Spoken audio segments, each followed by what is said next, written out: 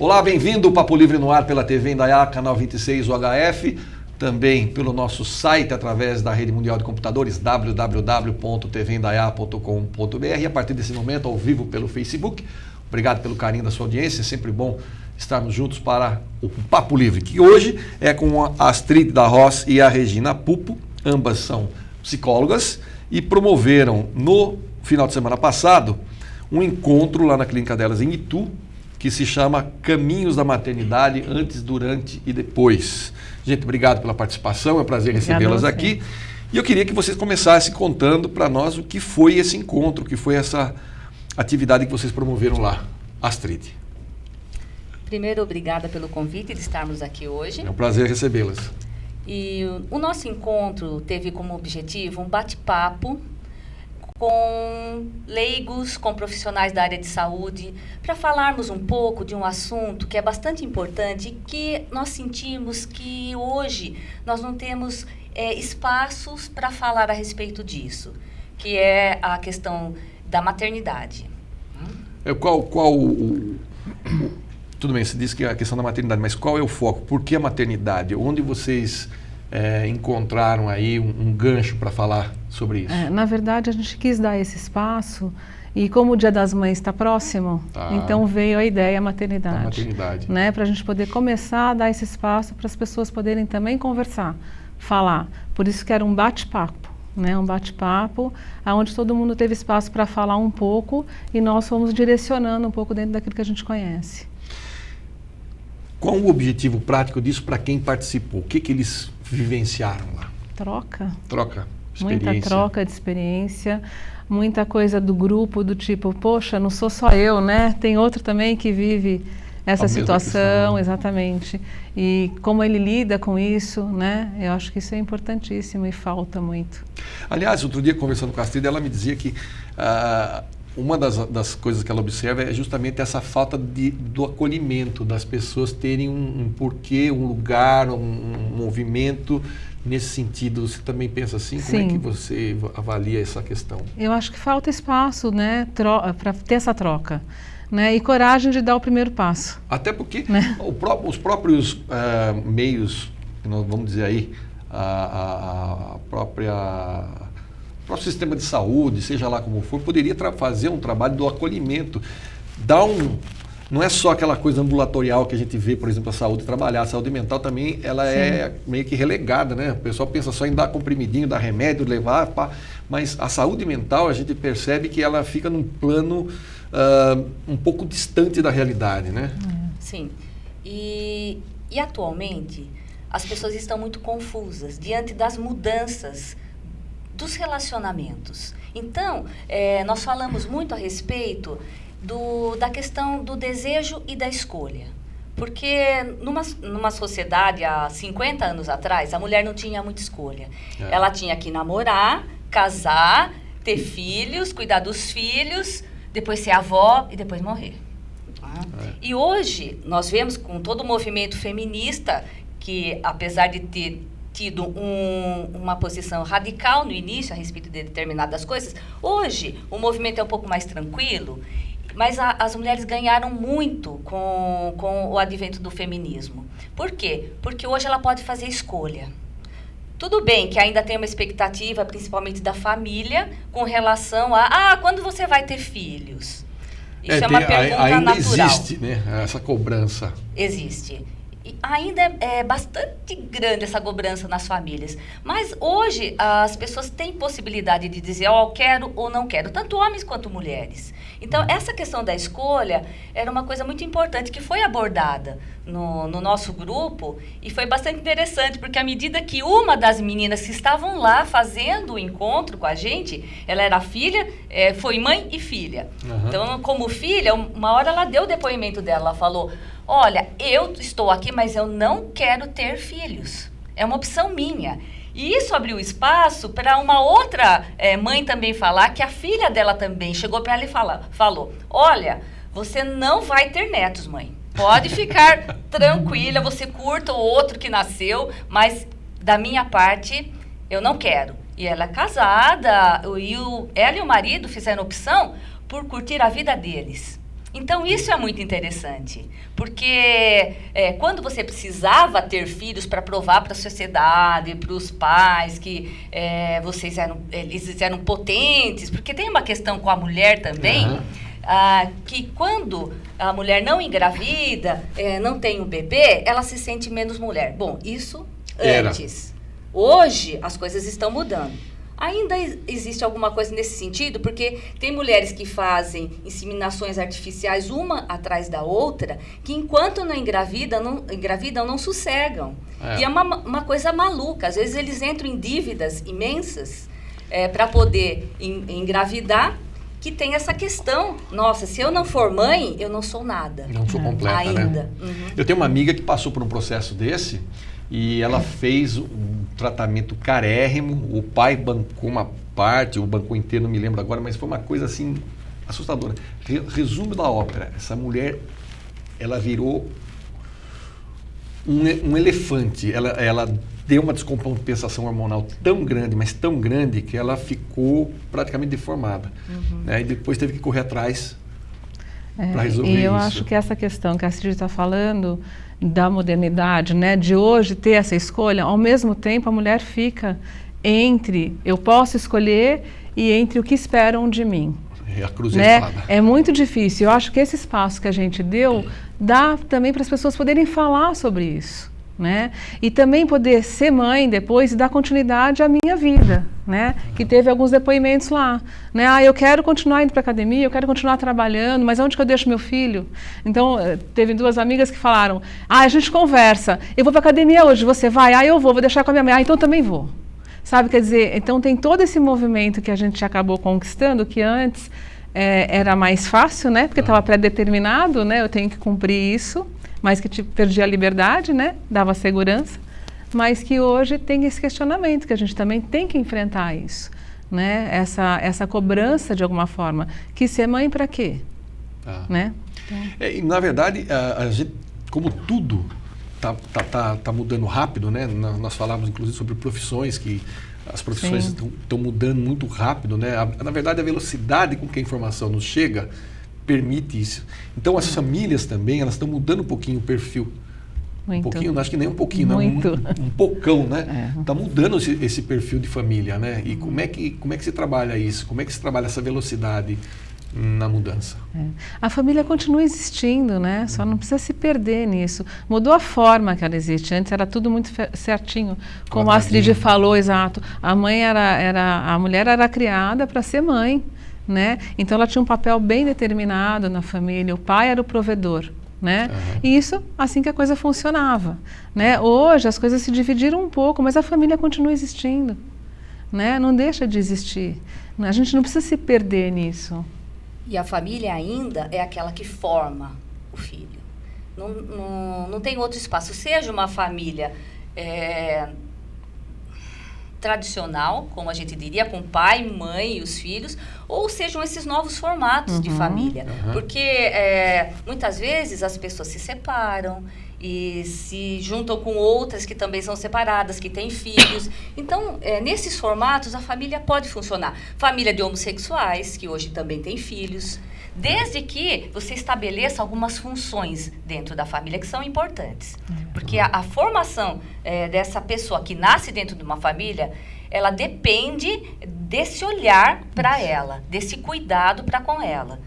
Desse aconchego, né? Ninguém é filho de chocadeira.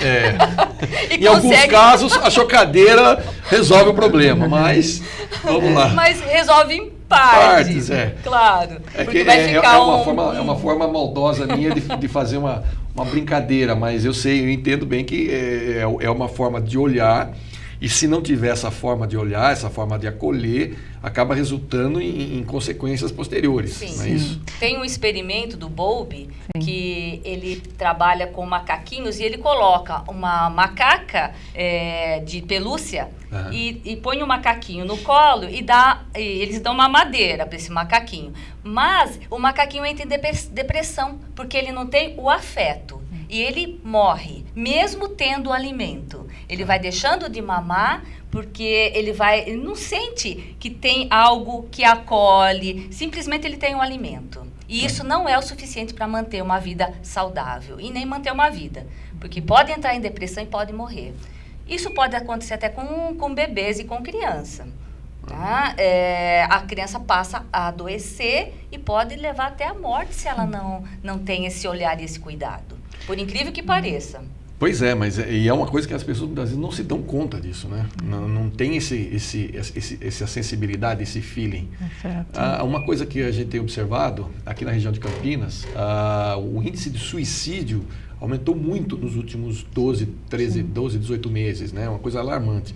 Embora o número não seja o que a gente pode chamar de uma coisa gigante, eu não me lembro agora, mas proporcionalmente, de um ano para o outro, aumentou muito. E acho que tem muito a ver com essa questão da velocidade com que as coisas estão acontecendo e do aumento das pessoas com depressão.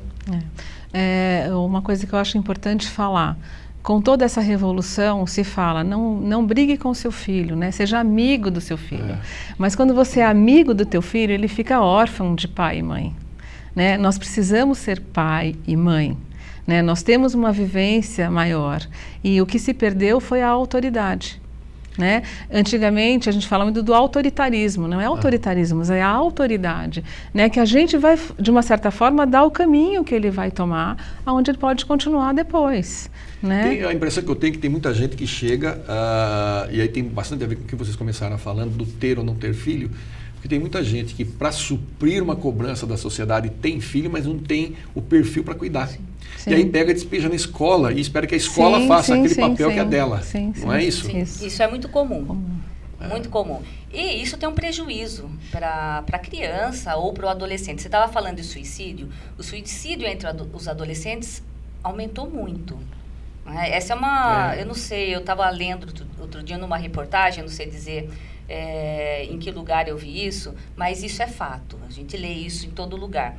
E a minha visão disso é essa, porque na adolescência ele vai reeditar muitas coisas que ele viveu na infância. E se não tem uma infância bem estruturada, ele vai padecer muito nesse período da adolescência. Então, com angústias, com muitas questões que ele traz internamente e se perde e começa a não entender mais o que é que ele tem que fazer, qual é a vida que ele tem e como é que isso vai daqui para frente. Então ele entra num estado e ele fica muito suscetível, quando ele está frágil, ao bullying.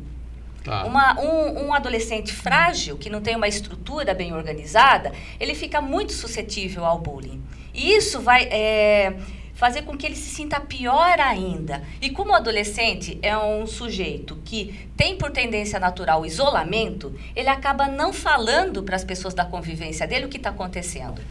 E se esses pais não tiverem esse olhar que você está dizendo, porque aqueles que não estão preparados acabam não conseguindo detectar sinais nesse filho adolescente que alguma coisa está errada, então o que acontece? Ele se vê tão sozinho, tão angustiado, que ele pode cometer o suicídio. Aliás, um seriado que está fazendo o maior sucesso nos Estados Unidos e chegou no Brasil, está na Netflix também fazendo o maior sucesso, é o daquela menina que se suicida. Quer dizer, são 13 episódios e para cada um ele já foi dizendo, olha, você fez isso para mim, mais ou menos isso, eu não assisti o seriado, mas é um seriado que está fazendo um tremendo sucesso que tem como foco isso que você acabou de dizer. Eu acho que quando você fala de preparado, é preparado no sentido de ter uma firmeza, né? O bullying sempre existiu, só não se falava nisso, mas existia um suporte por trás desses jovens, né? Através da família, com toda essa segurança que eles davam conta disso. Né, que isso não existe. Os pais estão muito despreparados e assim, eles mendigam o amor do filho. Né? Então tudo vem, tudo que eles querem vem, não se frustra uma criança hoje. Então na primeira frustração, porque a vida, né, ela frustra muito, ela não é doce. Eles não dão conta dessa frustração.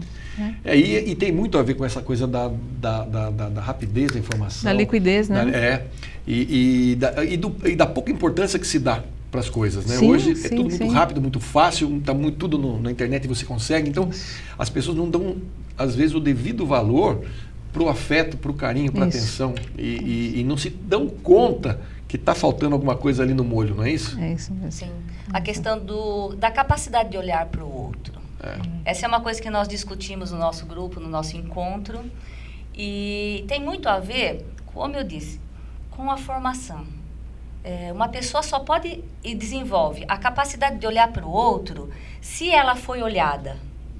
Uma criança que é olhada, que é cuidada, ela percebe isso. Tá. E ela, à medida que ela faz alguma... Lógico, a criança é peralta, a criança muitas vezes perversa até. Ela puxa o rabo do gato, ela morde o amigo, ela faz umas... Ainda puxa o rabo do gato? Porque eu não sei, na minha época eu puxava. Era o máximo da maldade. Hoje existem outras. Então, as crianças e os adolescentes, eles estão muito mais maldosos do que nós éramos na nossa época. Então, a criança, ela testa muitos pais em determinado momento. E esses pais cuidam, eles dão os limites, eles dizem não, e essa criança testa. Ela é mal criada, mas ela sente que tem pais que olham para ela, que estão ali, que estão firmes. E ela passa, à medida que ela é amada e olhada, também a fazer esse movimento de olhar para o outro. Por quê? Porque ela precisa desses pais. Enquanto ela faz uma malcriação e essa mãe se distancia, num dado momento ela volta para se desculpar.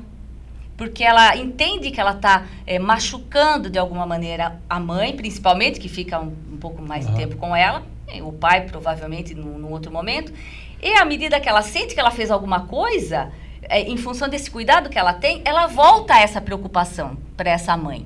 Então aí começa a desenvolver a capacidade de se preocupar com o outro. Quando não é realizado esse movimento, vão ter falhas aí. Né? Porque ela não é vista, não é investida, como você estava falando, de um afeto. E aí acaba não desenvolvendo isso. E isso aparece na adolescência. A gente viu nesse seriado. Que é, inclusive, uma fase complicada. Complicadíssima. Para essa transição da criança para o adolescente. Inclusive, até há pouco tempo não tinha médico, né, para adolescente. Surgiu não faz muito tempo, que é o ebiatra, né, onde existe modificação no corpo, tudo, e não existia. Né? E os adultos falando, o aborrecente, né? Aborrecente. Nossa, todo mundo esquece do como foi, né? Como foi, né? Gente, obrigado pela participação, nosso tempo estourou, mas o papo foi muito gostoso. Astrid, Regina, quem quiser mais informações, qual é o endereço de vocês?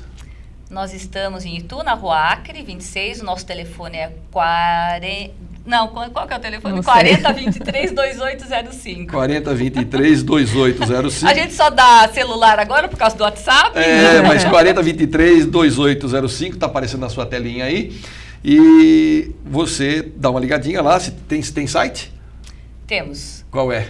psicologiaclinicoitu.com.br. Também acessa e você conversa mais com elas, tá certo? Obrigado mais uma vez pela participação. Obrigada a você. Nós agradecemos. Você aí de casa não saia daí, daqui a pouquinho tem mais um convidado aqui no nosso Papo Livre.